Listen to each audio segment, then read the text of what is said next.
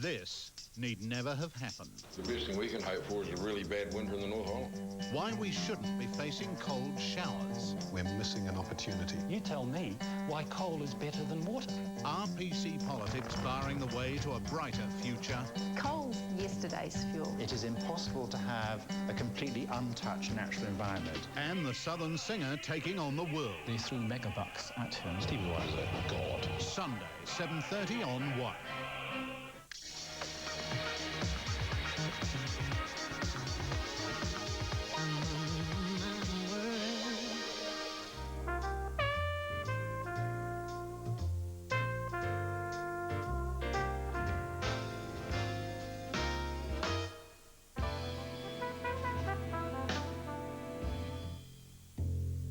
In this Mother's Day special, television survivor Lana joins stage and screen actor Joel Tobeck, multi-talented athlete Jayne Kiely, stand-up comedian Ewen Gilmour, and fashion designer Trelise to introduce the women who shaped their lives, their mums.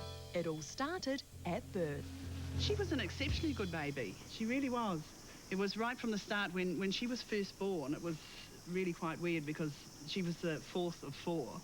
And my other three are quite different looking, very different. And when she was born, there was this real feeling of deja vu. And she was just so like her brother, the one that was just immediately before her, that it was really strange. Lana was the baby of her family. And at the age of 20, this baby had her first brush with fame when she was crowned Miss New Zealand. This glamorous role led to hosting television shows such as Wheel of Fortune. Hi everyone, what a fantastic week we've got coming up for you. Mountain Dew on the Edge. What are your thoughts? I want to go home. And most recently as the beauty among the beasts on Lion Red Sports Cafe. Thanks very much, bring it on, Brownie. And Grant, go the Iron Man. Yeah, thanks a lot. Make sure you get through that. Yeah. Cody, nice to see you here. We'll be back, same time, same place next week. You may recognise the mum in this family photo as a famous actress, but do you recognise a young Joel Tobeck? He gets his acting genes from actress mum Liddy Holloway. When he was about, I don't know, very short and fat, maybe about 2 or 3, and I had a very old tape recorder, old-fashioned tape recorder, which is like big, and a big old microphone, and the Andy Williams show was on air here and then, and it had just finished, and I remember coming into the sitting room and seeing this little fat bloke going, singing, baby sort of singing, and then going very clearly, thank you, and taking this huge sweeping bow, and then he, thank you, bow again. It was almost his first word, and I thought, here we go.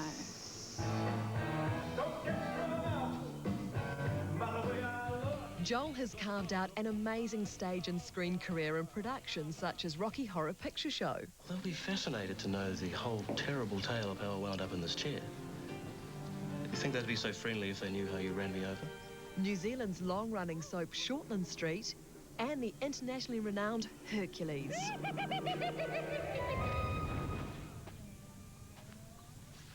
Joel's mum, Liddy Holloway, is perhaps best known for her role as the scheming Alex McKenna, also on Shortland Street. But I had the love of my children to keep me young. Jayne Kiely was the only girl in a family of 4 older brothers. At 4, she was modelled to the Plunket Society in these cute little frilly frocks, you know, with the fingers out the side and the cute little smile, and turned round and went back and did as she was told. Actually, it was very good. So I think she sort of started on the stage at a very early age. How was that? Jayne's mum may well be referring to the sporting stage, where Jayne represented New Zealand at the Commonwealth Games in long jumping. Hi, I'm Jayne Kiely. Welcome to Mitre 10 Dream Home. Another kind of jump followed into television, hosting Mitre 10 Dream Home, weddings and Mountain Dew on the Edge. Ready, start, go! This new career path saw Jayne leaping from new heights. Yay! Hey! Fantastic, Jayne! Congratulations! Ewen Gilmour was born to see the funny side of life. Ewen was a pretty good kid, yeah. Got into a bit of mischief now and again, but he was, pretty good. Yeah. Just normal kid stuff, Yeah. What wasn't necessarily normal was his chosen career path, using his West Auckland upbringing for comedy material. Anybody here from West Auckland? We're a proud people, aren't we? And transforming himself into his stand-up comedy persona, Ewen the Westie, an act he's taken all over the world. And as for Trelise Cooper... I think I was a good child, Mum. I think she was a good child. Probably a good girl. Being the eldest girl, I had an older brother, but being the eldest girl, I was, I think, a responsible child. Dad was the disciplinarian, but hardly ever. I can remember him chasing me with a jandal. Mum would lose it perhaps once a year, and that was such a rare thing, and I knew then I'd really pushed things too far, but they were very lenient, really. Trelise Cooper's innovative style has seen her become one of New Zealand's most well-known fashion designers, selling her unique and distinctive clothing range all over the world. From babies to celebrities, let's talk about their earliest memories. Earliest memory is quite a vivid one. It would be at our house in Manurewa, probably, I'm saying on a weekend, but I was probably... Should I be scared?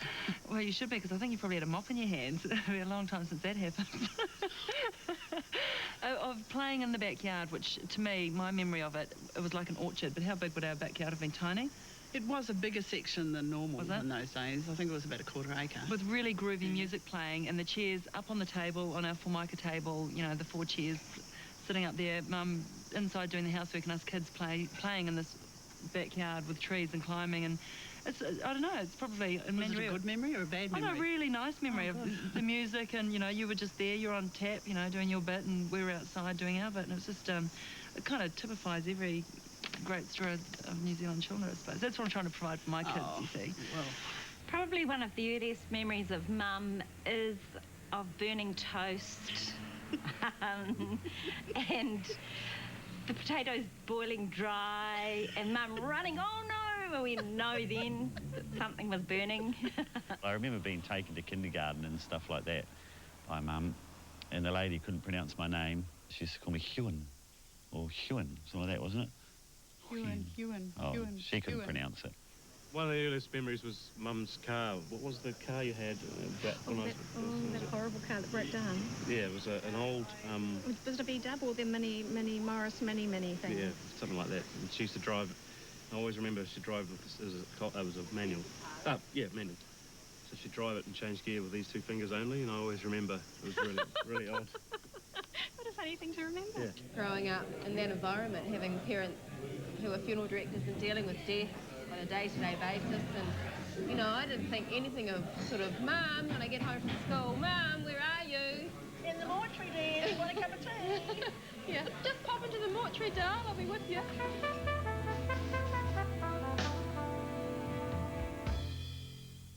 Stuart. I'd like to see him get portrayed or something. We would like her to be a professional. Choose whatever he wants to do. I think she'll go to school.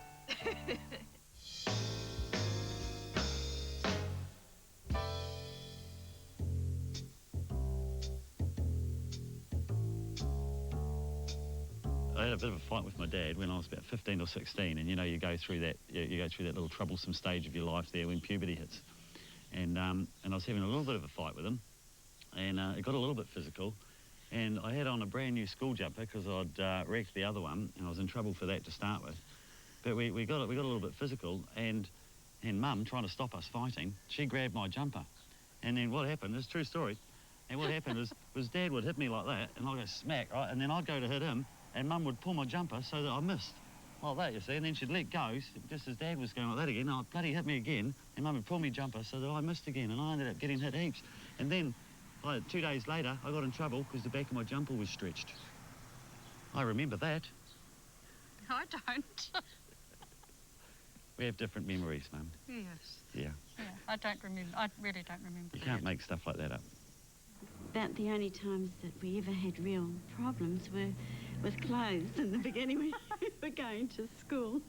And before you had school uniform, and you had to have about 3 changes of clothes in the morning before you felt that was right. Ready to go. I remember that from actually starting school right through to intermediate when I went into a uniform.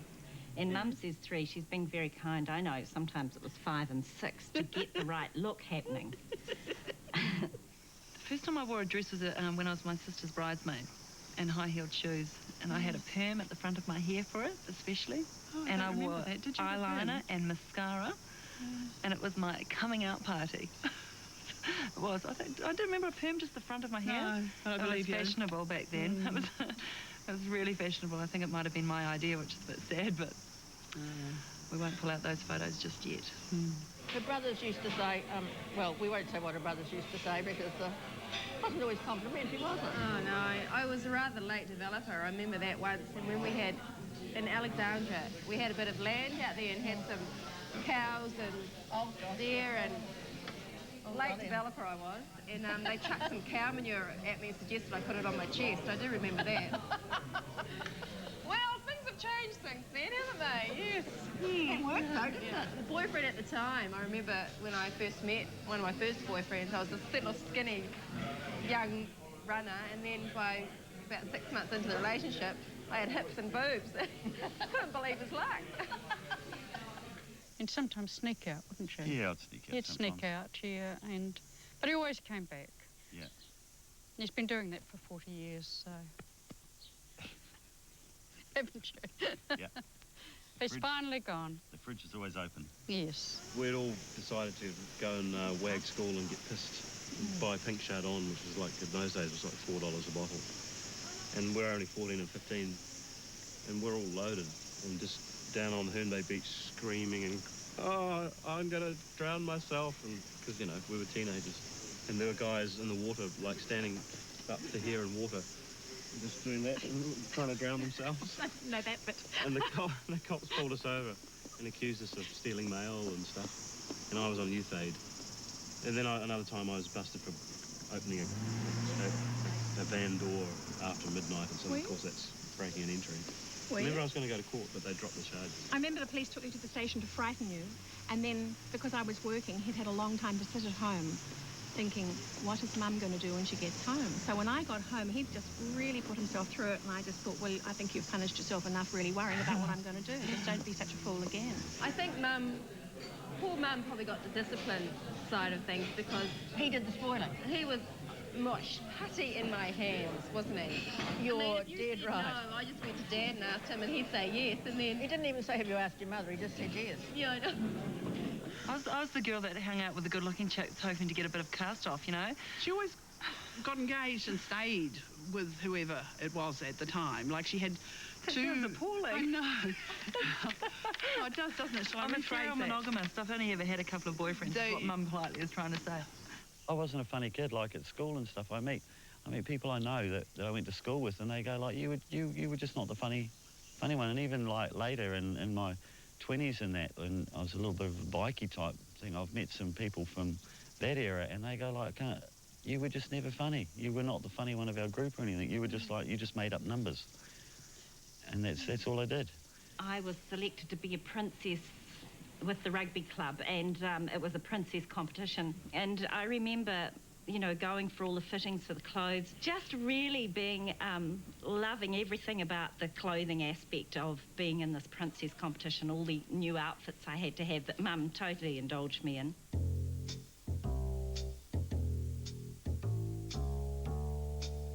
I remember you not letting me wear jeans because she said, I've had 4 sons, I'm not having a daughter in jeans. And jeans were the cool thing when you were about 10, you know, and I had to wear these frocks, you know, frocks, and everyone's in jeans.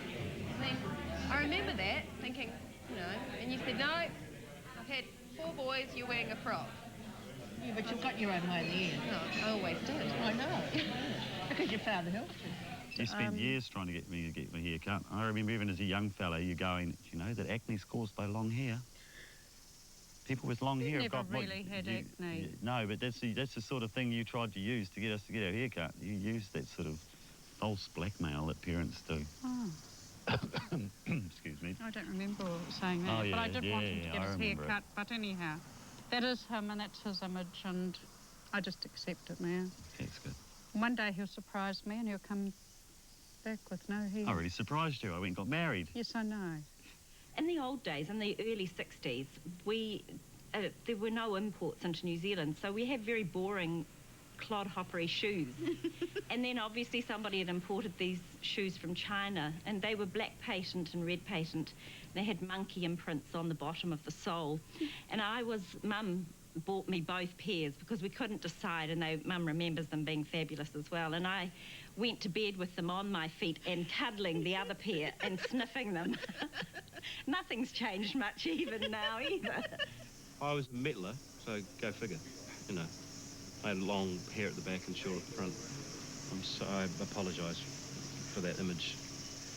It's not a pretty one, is it? You know, I smoked a bit of dope, and I did the cigarettes and the alcohol, and, you know, drinking till I spewed, and, you know, all that stuff. But I guess I was, on average, okay. I wasn't ever a runaway or No. I didn't have fights. He was a normal kid, happily normal kid, and just experimented and tried a whole bunch of stuff. Mum came home, she said, "Oh, darling, I've just done you a little favour." So what's that? She said, "Oh, look, you know, you're such a lovely girl." She said, "You know the boy in the dairy across the road?" I went, "Yeah." She said, "Oh, he's such a nice boy." And I went, "Yeah." Well, he goes to St. Peter's and his ball's coming up. St. Paul's or whatever it was. Yeah. Well, I've just been talking to his mum, and we've just, you know, wondering if he's a bit nervous about asking you if you go to the ball. This guy came up to here on me. But he was a good boy. And mothers like good boys.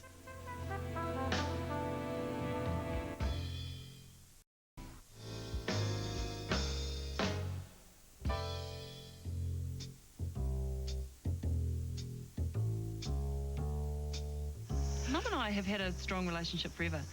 There's a little bit of occasionally a role reversal now, and that sometimes I get nurtured. It's quite weird, really, you know, from all the kids that you find, and it's not that I'm needy or anything, don't think that.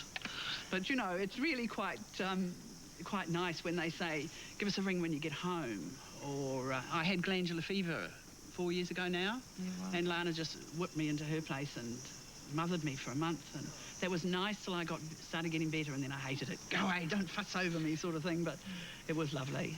It's been a very equal relationship for a long time, hasn't it? I've always considered Mum and Dad as best friends, and we probably don't see as much of each other, and that's purely because I have less time available. I'm away a lot more.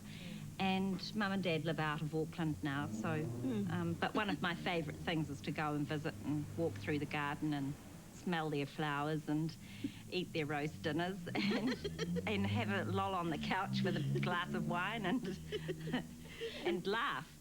I've always been close, but there was probably just I've been the daughter that my mother never had, really. That's what I like to tell people. Do you? Yeah.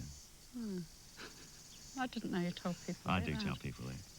We're also great friends as well, you know. There's a certain maturity about it. It's not a codependent mother and son relationship, which unfortunately are a lot of, you know. And so mother's always at this sort of level, and the sons will always be here, or the daughter, whatever.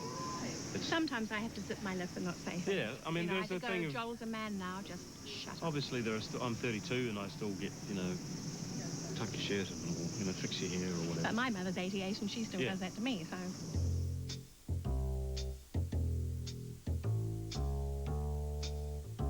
I guess having children of my own makes me realise, you know, the work that you would have had cut out for you. Mum had 5 children, and you had 3 under... 3 and 14 months. 3 and 14 months. Twins and then another one. Yeah. Those are the days when So anyone says their old wives' tale, if you're breastfeeding, you won't have another baby. Don't you believe it? I can prove them wrong. I can't believe after 4 boys you gave it another try. How do you know it's all the time? Oh. There must have been a power shortage or a power outage that night. Oh, we did live in the country, darling. Having children of my own has really made me appreciate what Mum and Dad actually have given, and the one thing I loved about growing up was that I loved that I could come home and Mum was always there and there was food cooking, and I loved that it was a very secure, safe feeling. Would I raise my kids as Westies? I would raise them as individual. I'd like to think I'd raise my kids as individual, fun-loving, humanitarian individuals. Yeah, I'm not going to raise them into some stereotype. I'm not going to call them like Harley. I might, you know, get the pram lowered and get some fats put on it, get a boom sounds put in it or something like that, some fluffy dice, personalised plate. But next to that, you know, no. Mum was there at the birth of both my kids. It was like a party. Incredible. It's like, excuse me? Hard times giving birth to a baby, everyone's laughing. It's just amazing. It's different. It's got an extra element to when you have your own children, in that your own children will always be the loves of your life, totally. We had grandchildren the same, but never quite to the level. I know some grandparents say the other thing, but my kids are always the most important, and just a fraction under as the grandkids.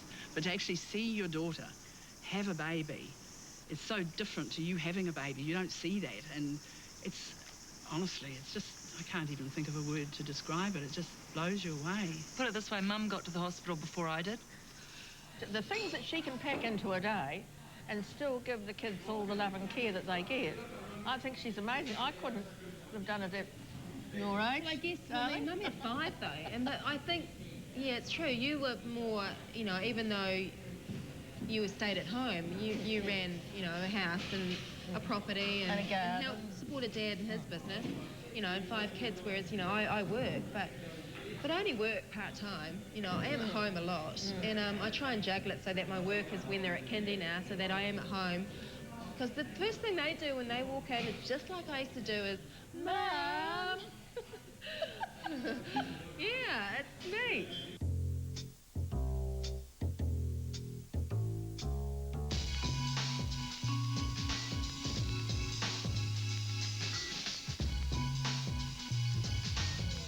Well, Mum has always been really encouraging, and I've really felt like I could never do any wrong. You know, I've always had her encouragement and her sanction, and I've never felt that she's ever judged or criticised or thought that I'm doing the wrong thing. So she's been very encouraging and completely supportive, but in a very quiet way. Mum has my clothes, but she also has her at-home wear, which is not... It's a bit fluffy for in the garden and down on the beach. You could give it a go, Mum. Oh, I have done. I have done.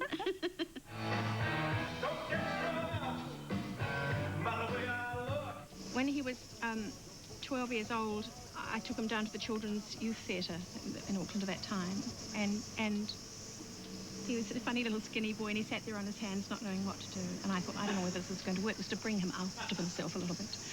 But then, of course, he just took off. But I'd always known, because he was kind of an unusual little boy, in the best way an unusual little boy, although I do remember once joking to someone rather thoughtlessly that he was my alien child, and Joel thinking that meant he was strange and peculiar in an awful way. Didn't you? And I just really meant that I always knew he was quite gifted and that he would probably be an actor. Johnny Wilson. How's it going? I want a word with you. Here I am.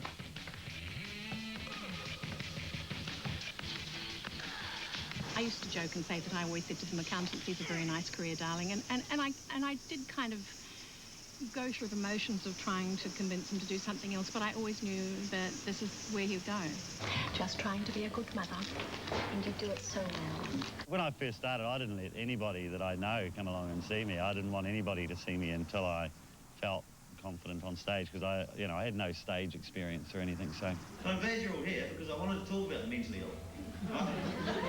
You came along to quite a few of the shows I did, and Kitty O'Brien. Yeah, Kitty O'Brien. She came along a few times, and there a lot. Yes, just. And all of the recordings of like pop comedy, the TV show. I think you've been to most of those, haven't you? Yeah, probably I've been to most of those. And you've been to all of the gala openings of the Laugh Festival. You're treated really nicely there too. Yeah. That's nice, isn't it? Yeah. Do you get into that homey stage and just put the whole thing on sideways, I really enjoy watching the reaction from the audience as well. Just when he comes out on stage, he usually gets a really good response. No, don't you? And I really enjoy that part of it.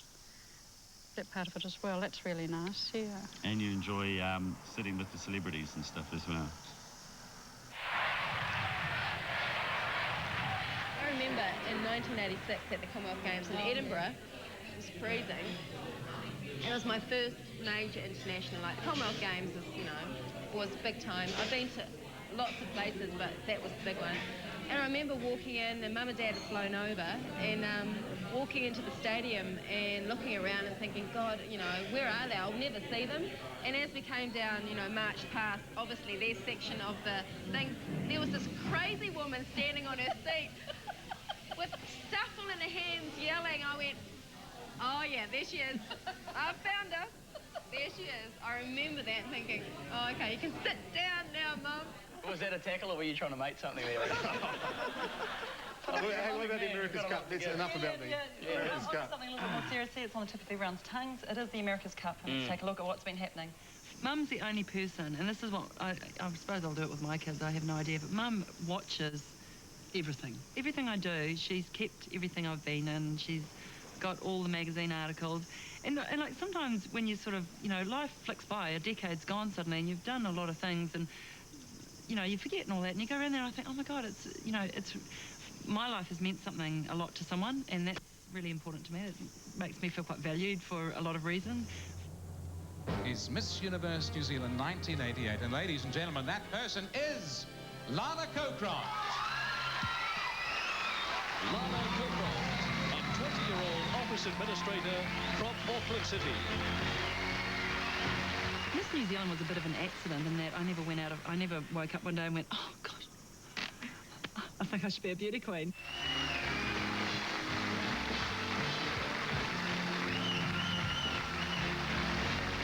All it was, to be honest, as I spoke to a couple of judges afterwards, is it was just me talking the talk. Had nothing to do with walking the walk. It was just, I was like, oh yeah, and I will succeed. And I will take this role and do something with it that no one's ever done before. What did you ever do with the role? Nothing. Oh.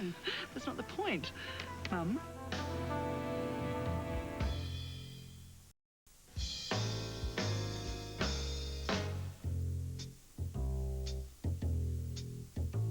The qualities I admire about my mum is that she loves her family. I think she loves all of us boys equally, and the grandkids. You know, you absolutely adore all the grandkids and stuff like that. And she is very much a family-orientated person. She's still very independent. She just bought herself a brand new car. She hoons around. In fact, she got stopped speeding by a cop on the way up to visit me. Can you believe that? She's a speed hound, loves to speed. Always has. And she's very independent. Where she lives, no, it's all right. I'm stopping speeding. Where she lives, down at the Mount, at Bayswater Retirement Village. Runs the show, you know. Oh, no. Yeah, the Queen Bee. Very supportive of me and, you know, all of her kids. Always positive, you know, never tries to discourage because of her own stuff. If she has own stuff around certain things, it's always comes out in a positive way, you know. And she's not bad for a mum. No, looking quite good for a 106. 135. She's good. She's just an overachiever and everything, you know. She really is. For someone to be a mum, she's taught us how to love and how to live. And I think that a lot of people don't know how to love, and a lot of people don't know how to live. And, you know, we've got an extended family who are all doing it together. I think the biggest quality that I admire about Mum is her kindness, her absolute kindness and sweetness. It has never changed. She has always been like that, and I think it's a real gift from within. Caring and yeah, I can't think for things. I didn't know. Build it up, Mum. Build it up a bit. Lie a little bit. It's only television. They don't mind if you lie a little bit. I lied about you. Well, I thought that was all true about me. Her determination to whatever she's taken on to succeed. And at most things that she set her heart on, she may have got not right to the very, very top, but she certainly succeeded. It's called stubborn. It isn't. It's called stamina, darling. You're not stubborn. He's an innately good person. He's a good-hearted person, a good-hearted man. But he's very kind with people. And he does take time. You do take time with people too. And it's kind of just innate, you know, it's who he is. I admire his artistry, which is his. You know, the interesting thing when he did Rocky Horror, excuse me, a lot of people came up to me and said, well, congratulations. And I'm thinking, but it wasn't me, it's Joel, you know. It's his own artistry. And he's a very gentle person, but for some reason gets to play these druggies and kind of strange weirdos and wackos. That's what I admire about you. Just about everything I admire about him, because he's my baby. Her integrity. We're quite simple folk, you know. We're just doing it the simple way and have really strong values. Just general caring. That's the big thing. It's if you're a friend of Lana's, you're a friend for life. He gets a bit emotional too. Oh, very because it's he's a bit I'm of a sensitive. softie. It's because I'm sensitive. Yeah, he's a bit of a softie, and yes. She's astounding and always very supportive of anybody that she knows needs a hand. Yeah, the little girl popping out after 4 boys. Yeah, I can't believe you had another one. I couldn't believe it. Because in those days you didn't know. You never found out beforehand or anything. You know, it was sort of, you know, yippee! If you didn't do anything embarrassing. How do you know? Oh, no. Yeah, no. Yeah, don't want to go there, okay? I'm sure he showed everyone that it was a little girl. Yeah, fine. Yes. Almost every job Joel does, or any of, you know, whatever my kids do, is what mothers do, isn't it? I mean, I'm constantly proud of them. Not in a way of saying, you know, pride, it's me, mine, my ego pride, but just really acknowledging and rejoicing for them and their success. And I always love your work. Thanks. If I was your mother, maybe I wouldn't. I don't know, but I do. She auditioned for a part in the Children's Light Opera Club, and she got the part. And my friend and I were sitting there listening, and we'd never heard her sing in a hall before, and the voice came out so strong and sort of really deep for such a little fairy sort of person. I was a fairy one. And we were both amazed. I've been proud of everything you've done, and I've loved everything you've done, but I've been most proud probably of things that show her as her rather than her doing a scripted. You don't really do anything scripted, do you? But I can't. What he has achieved, it's just been... It's unbelievable, do you think, Ewen? It's just... I think so. Yeah. I'm shocked by it, personally. Yeah. I think that New Zealand comedy watchers need to raise their expectations a little bit. I've been out of the country for a while. I was out of the country for a couple of years. I left West Auckland a couple of years ago when my breeding pair of painted apple moths escaped. And I come back from overseas and now everybody's got them.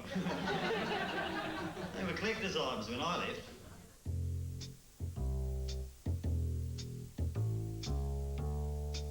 When we went to the beach, we went to Omaha Beach where we now have a batch, but we were on a day trip and Mum wasn't used to the surf, and she was in the surf and then she turned around, the next thing she had nothing on, and she couldn't get herself back together because we were all laughing so much. It was so funny and so not Mum, you know. I mean, Mum's such a demure, sweet person. It just, you know, bearing it all on the beach was not... It was so funny, wasn't it? Do you remember that? Yes, I do. Oh, God. Oh, can we talk about that time you smoked a joint? Oh. No, because all the kids will be watching and that gets cut out. Oh, okay. That was I'm quite obviously funny. not a regular joint smoker. First and only time? No, but she laughed a lot. We were all camping. It was with people I trust. I mean, so it was quite funny. Can we talk And it about was that? very, very brave of me. It was very brave. Jayne had a couple of puffs, but it was very funny because most people went away. It was just the girls left.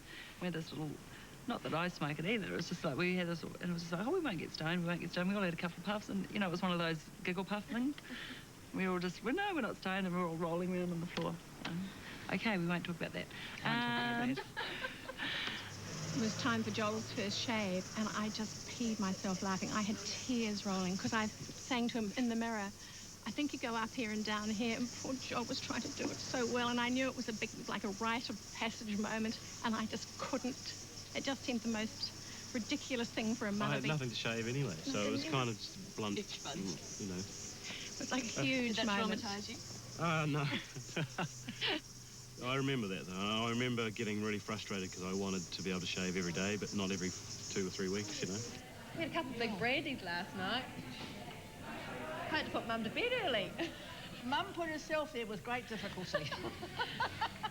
So it's only going to be one brandy tonight, okay? I'll have to ration you. When I was a young fella, I was about 7 at primary school there, we had to do something like a role or something with it to do with our names.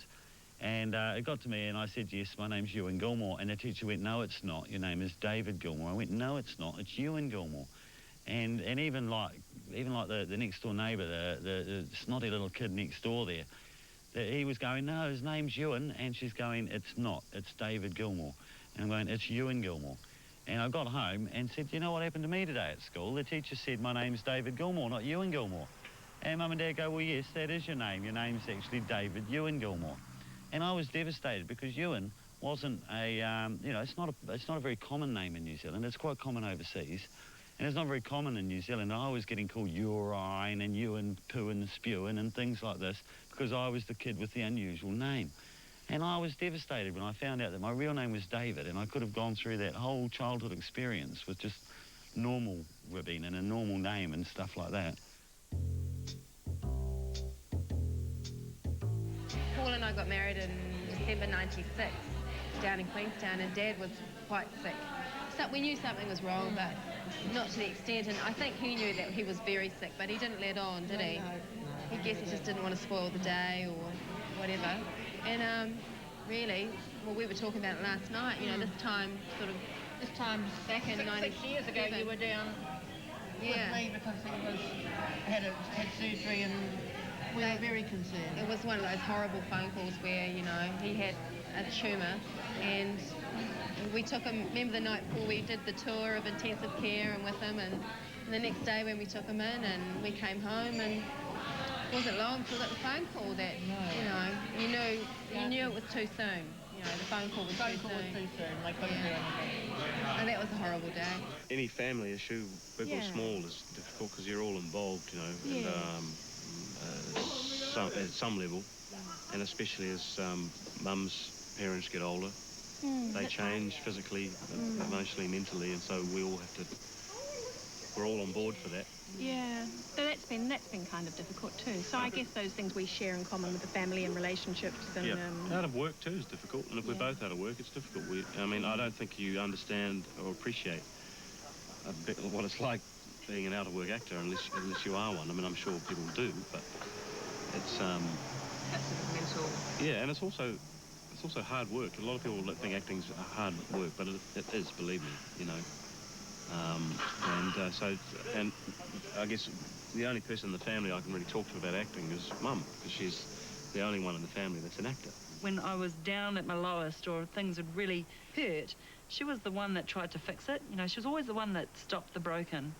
And that was something she only remembers the good times. Well, if you're talking about the big things, Mum's the one that always fixed it.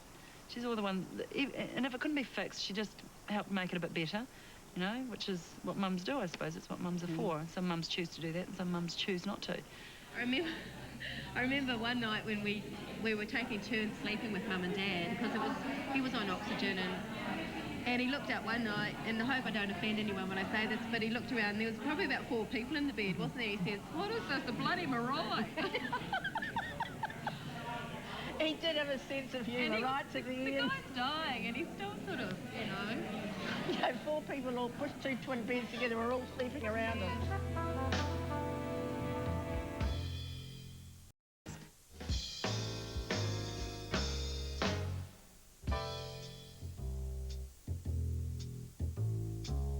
Once I started acknowledging Joel's maturity and going, well, yes, he is a man now, and I have to just step, you know, every parent has to do this at some time.